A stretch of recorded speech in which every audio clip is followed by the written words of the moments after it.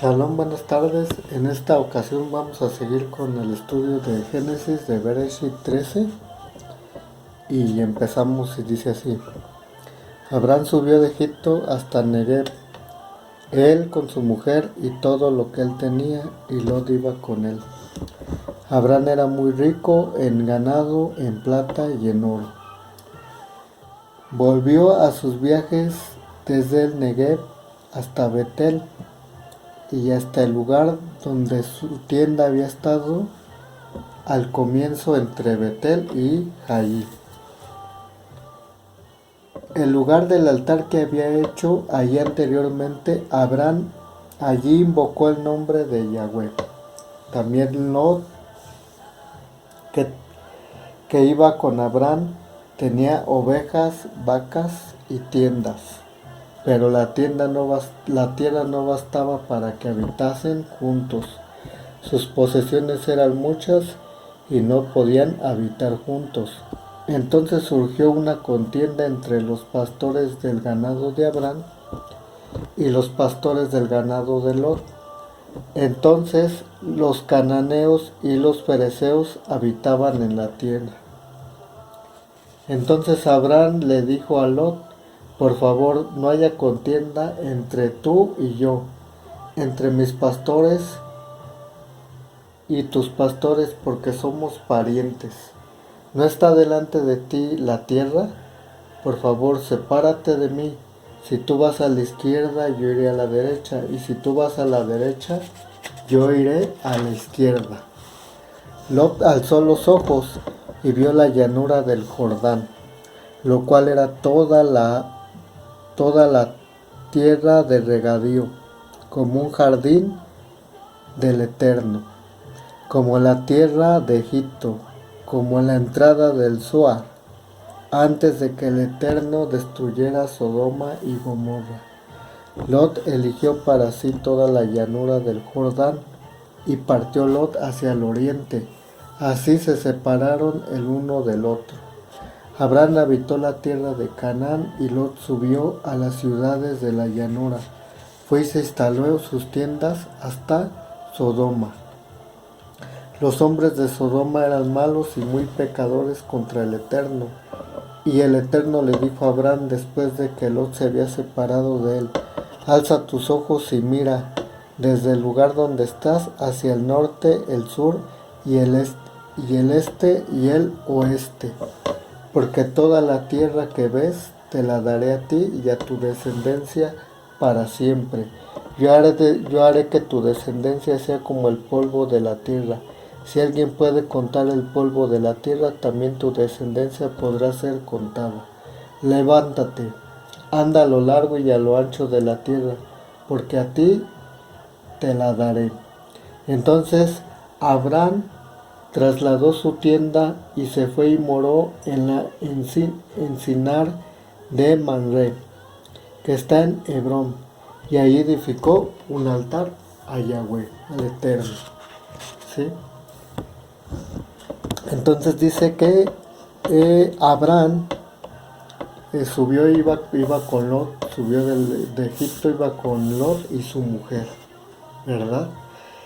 Nosotros ya sabemos, por lo que dice la misma escritura capítulos atrás, que el Eterno le había dado el mandato solamente a Abraham.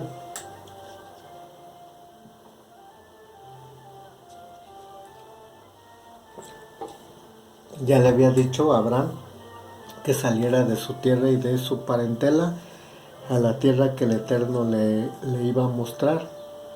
Y como yo entiendo esa parte, probablemente, pues como seres humanos muchas veces tenemos o sentimos dolor por nuestros seres queridos. Lot iba con Abraham, o sea, todavía seguía pegado con Abraham cuando el llamado primordialmente era dejar su parentela, su familia, separarse, ¿no? Bueno, entonces dice que iba su mujer y Lot iba con él. Abraham era muy rico en ganado, en plata y en oro. Sí, cuando una persona hace la voluntad del Eterno, el Eterno lo prospera tanto espiritualmente como financieramente. Aunque pareciera que muchas veces muchas personas no tienen riqueza física, tienen una riqueza espiritual muy grande. Ahora, hay que entender esa parte, ¿sí? Porque muchas veces muchas personas se dejan guiar porque dicen, no, pues es que esa persona tiene muchos bienes, pero hay que analizar cómo obtuvieron esos bienes, de qué manera los obtuvieron, si los obtuvieron haciendo bien, o robando, o defraudando, o haciendo otro tipo de cosas que no tenían que hacer, ¿no? Entonces tenemos que entender que Abraham y Lot eran familias nómadas. Nuestros antiguos padres eran nómadas, ¿no? Entonces para ellos tenía que haber sido primordialmente buscar lugares donde hubiera pasto y donde hubiera agua. ¿Para qué? Para que sus animales pudieran tener que comer y tener que beber, obviamente, y a su vez también ellos mismos para sus propias necesidades, ¿no? Eso lo pueden ver las personas que tienen la dicha como su servidor de vivir en pueblos o ranchos, donde las personas, tú puedes ver por ejemplo a los campesinos, los que tienen ganado, reses, cabezas de ganado, cómo empiezan a buscar ellos el alimento de sus animales, ¿no? Y por ejemplo cuando es tiempo de lluvias y todo florece y está todo muy bonito, pues los puedes ver que llevan sus animales donde hay pasto, donde hay vegetación y donde hay pues abundante agua. ¿Por qué? Porque pues, sabemos que los animales tienen que tomar. Entonces precisamente eso era lo que hacían nuestros patriarcas. Sí, eran civilizaciones nómadas, no estaban fijos en un lugar, se tenían que mover constantemente. Ujú. Entonces para los pastores de Abraham como para los pastores de Lot era una necesidad, ¿sí? encontrar encontrar lugares donde ellos pudieran tener una buena postura para los animales y poder encontrar el agua, ¿no? El tan anhelado líquido. Eso lo podemos ver en Éxodo 17:1, cómo ellos constantemente andaban en busca del agua, ¿no? En busca de que, pues sí, del agua y de todo ese, de los manantiales y todo ese tipo de cosas que necesitamos. Entonces dice el itinerario de Abraham, dado que se describe a la familia como pastores nómadas, debe haber sido necesario detenerse periódicamente para encontrar pasturas, agua para sus ganados y rebaños. Estaba más densamente poblado los comienzos del segundo milenio. Puede haber provisto puntos de descanso para el viaje. Y bueno, como les decía, eso lo podemos ver en Éxodo 17:1, ¿no? Como ellos periódicamente tenían que moverse y periódicamente tenían que estar buscando el agua, ¿no? La narración del pacto es resumida en el retorno de vecindades de Betel, y se establece el marco para la separación de Lot, desde el linaje de Egipto hasta la zona de Betel. Allí debía ser un viaje de unos 320 kilómetros.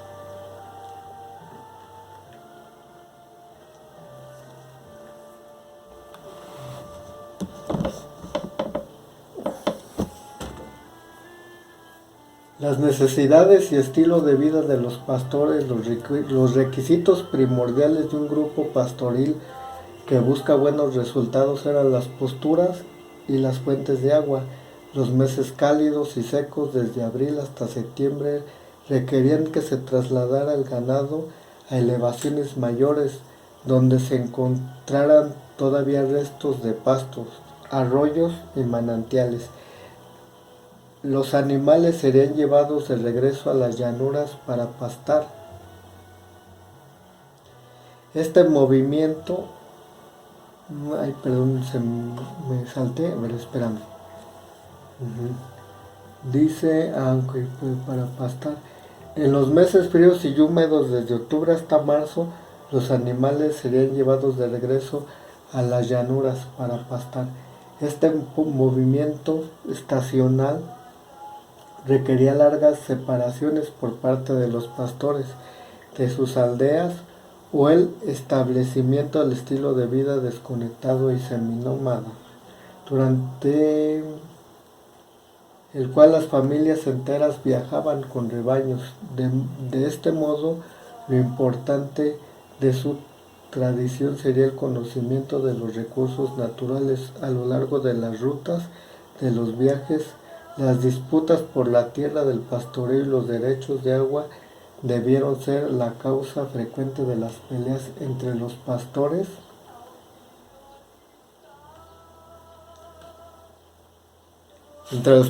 de Abraham y Lot, obviamente, ¿no? La llanura del Jordán era posible tener una vista. Bueno, eso ahorita lo seguimos leyendo. Entonces empezamos a ver que ellos realmente vivían como nómadas, ¿no? Y tiene sentido porque la misma escritura nos dice en Hebreos 11 que ellos vivían en tiendas, habitaban en tiendas, precisamente porque ellos sabían que eran extranjeros y peregrinos en esta tierra.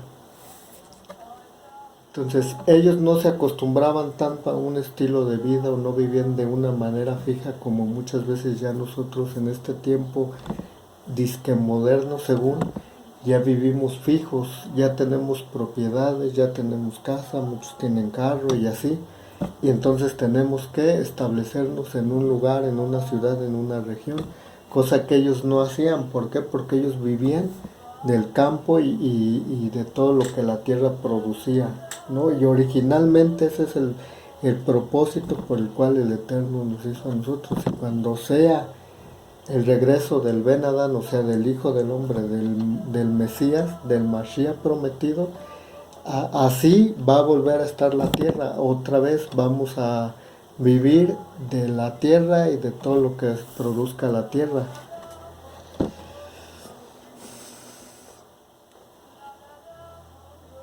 Y podemos ver también que Abraham era un hombre muy espiritual, o sea, era un hombre que buscaba al Eterno constantemente y donde quiera que él iba, levantaba un altar al Eterno.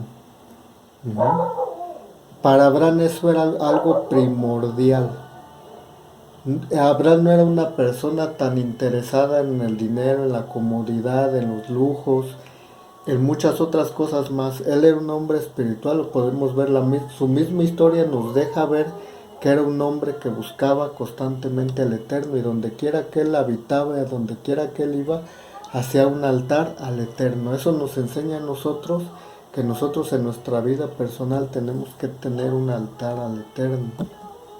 Tenemos que tener un lugar donde nosotros busquemos al Eterno y buscarlo constantemente como lo hacía nuestro patriarca Abraham, ¿no? Que también aquí de lo poco que estamos viendo es que él tuvo que regresar. Dice aquí, volvió de sus viajes desde Neguel hasta Betel, hasta el lugar donde su tienda había estado en el comienzo, entre Betel y Jallí. Esto nos enseña que muchas veces es necesario detenernos y no es malo regresar a donde aprendimos a buscar al Eterno. Es decir, por ejemplo, si tú al principio buscabas mucho al Eterno, orabas, le pedías y todo ese tipo de cosas, muchas veces es necesario regresar, volver a hacerlo, y muchas veces es necesario regresar atrás. ¿A qué? A ver, a considerar, a meditar el lugar donde lo buscábamos y lo que teníamos que hacer. Él lo tuvo que hacer, tuvo que regresar al lugar, es decir, al lugar donde él empezó a invocar el nombre del Eterno. El lugar del altar que había hecho allí anteriormente Abraham invocó el nombre de Yahweh. O sea, ya lo habíamos comentado en un estudio anterior. Abraham ya conocía el nombre del Eterno, ya lo invocaba, ya lo pronunciaba, lo cual no está prohibido por la Torah pronunciar el nombre del Eterno, Yud-Hei, Bat-Hei, no, lo que está prohibido es profanarlo o usarlo en comentarios, en cosas sin sentido, huecas, todo eso es profanar el nombre del Eterno. Pronunciar el nombre del Eterno, y más cuando se está enseñando la Escritura, no es profanar el nombre del Eterno. Tenemos que quitarnos muchas veces también esas mentalidades judías que nos enseñan que no tenemos que nombrar o mencionar el nombre del Eterno, porque podemos verlo que muchos de los patriarcas lo mencionaban y lo decían, ¿no? Entonces, como les comentaba, Abraham era un hombre que no le interesaba tanto las riquezas o el bienestar físico, sino que era una persona desprendida. Y lo podemos ver cuando le dijo a Lot, sepárate de mí por favor, y ve y agarra la parte que tú quieras, ¿no? Si tú vas al norte, yo voy al sur, y si tú vas al sur, yo voy al norte, de tal manera que no estemos juntos. Esto nos enseña que él tenía muchos errores, claro que sí. Por ejemplo, uno de sus grandes errores, por decirlo así, fue que negó a Sara como su esposa, ¿no? Aunque sabemos que pues sí era su hermana, pero la negó como su esposa, y así podemos ver muchas otras cosas más, pero tenía más virtudes que defectos, por decirlo así. Entonces nosotros tenemos que buscar esas virtudes, desarrollarlas, porque eso es lo que nos enseña parte de la vida de Abraham. Perfectos nunca vamos a ser. Si fuéramos perfectos, no hubiera venido el Mesías y nosotros no necesitaríamos la Torah, porque si ya tuviéramos todo el conocimiento, entonces ya para qué estudiamos la Torah, o ya para qué buscamos al Eterno. Ajá. Entonces, bueno, esto nos enseña a nosotros, obviamente, de no amar tanto las cosas de este mundo, de esta tierra, sino ser desprendidos, ser generosos, ¿no? Y no amar tanto nuestras posesiones o las cosas que tenemos, porque el ejemplo nos lo da Abraham.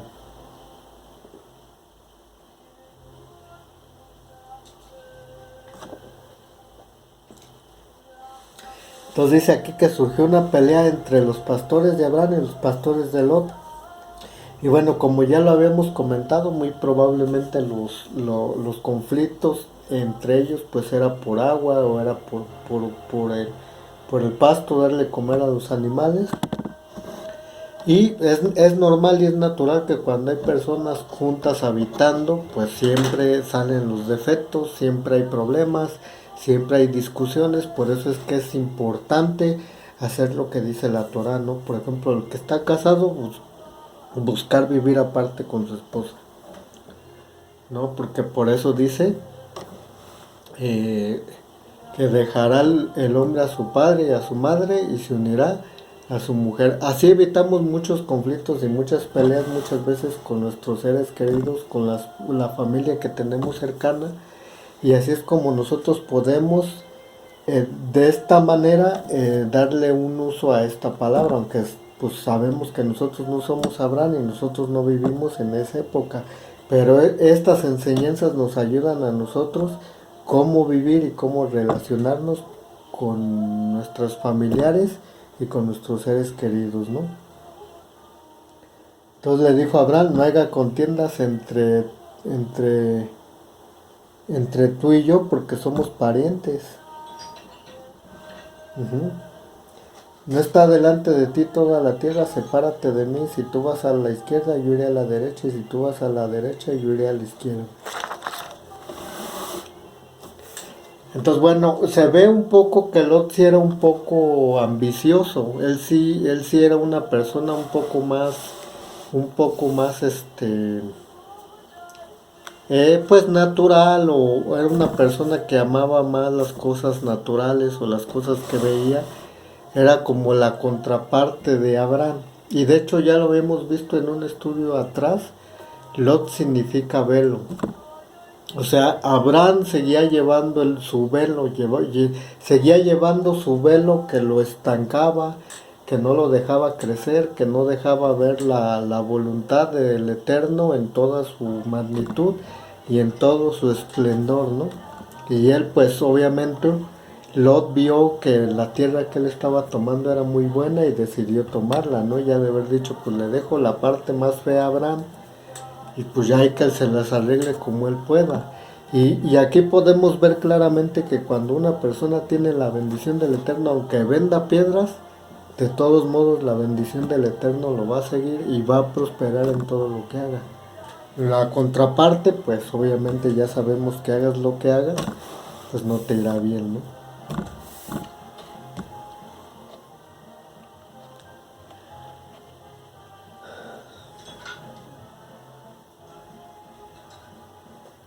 Dice aquí que los hombres de Sodoma eran malos y muy pecadores contra el Eterno. Aquí nos deja ver por qué el Eterno destruyó Sodoma y Gomorra, ¿no? Eran muy pecadores delante del Eterno, o sea, no le temían. Y lo estamos viendo con nuestra sociedad. Cada vez la maldad se multiplica más, cada vez el pecado y la depravación y todo lo que en otros tiempos nuestros padres no lo veían normal, y ahorita la sociedad ya se acostumbró a verlo muy normal. Pero delante de los ojos, todo eso que nos lleva a quebrantar los mandamientos y la Torah, al Eterno no le agradan, aunque el hombre diga que sí, el Eterno no le agrada, ¿no? Y bueno, podemos ver que finalmente Lot se separó de Abraham, y cuando Lot se separó de Abraham, el Eterno le habló a Abraham. Precisamente por eso es que nosotros nos tenemos que separar de nuestra familia, de nuestros seres queridos, quitarnos ese velo religioso de la familia, lo que nos heredan y todo eso, para que el Eterno nos pueda hablar, ¿no? Dice así aquí, Génesis 13:14. 13:14 dice: el Eterno le dijo a Abraham después de que Lot se había separado de él: alza tus ojos y mira el lugar donde estás, hasta el norte, el sur, el este y el oeste, porque toda la tierra que ves te la daré a ti y a tu descendencia para siempre. Yo haré de ti yo haré que tu descendencia sea como el polvo de la tierra. Y si alguien puede contar el polvo de la tierra, también tu descendencia puede ser contada. Miren, si como los amados judíos se adjudican que todo es de ellos, la Torah, las fiestas, todo es de ellos, entonces, ¿dónde va a quedar la unificación de las dos casas? ¿Dónde va a quedar esta promesa que tu descendencia será el polvo, será como el polvo de la tierra? Y si alguien puede contar el polvo de la tierra, pues va a poder contar tu descendencia. En Judá solamente no. Todas las naciones, a todas las naciones se les entregó la Torah. Ajá. Todas las familias de la tierra se les entregó la Torah. Ahora bien, los únicos que tomaron esa obligación, esa responsabilidad, fue Judá. Judá abrazó los pactos, abrazó la Torah, gracias al Eterno que lo hicieron. Pero no solamente ellos son hijos de la promesa, también somos nosotros los que hemos creído en el Mesías. Abrazamos el Mesías, abrazamos los pactos, abrazamos todo lo que el Eterno le dio a nuestro padre Abraham, y así nosotros somos conciudadanos juntamente con ellos, como lo dice la Escritura. No lo digo yo, lo dice la Escritura. Entonces, esta profecía está en cumplimiento, esta profecía está en movimiento, está en cumplimiento. Todavía no se cumple del todo. ¿Por qué? Porque todavía no entra, como dice la Escritura, la plenitud de los gentiles. Cuando eso pase, Cuando esa puerta se cierre, porque el Eterno la va a cerrar, entonces entrará Judá. Y ahí Judá, como Efraín, o sea, nosotros, los que estamos dispersos en las naciones, seremos unificados y ahí se cumplirá esta profecía. Realmente esta profecía se va a cumplir en el milenio, ¿no? En el milenio es donde vamos a ver todo el cumplimiento de todas las promesas y de todo lo que el Eterno le dio a nuestro padre Abraham. En el milenio lo veremos con nuestros propios ojos.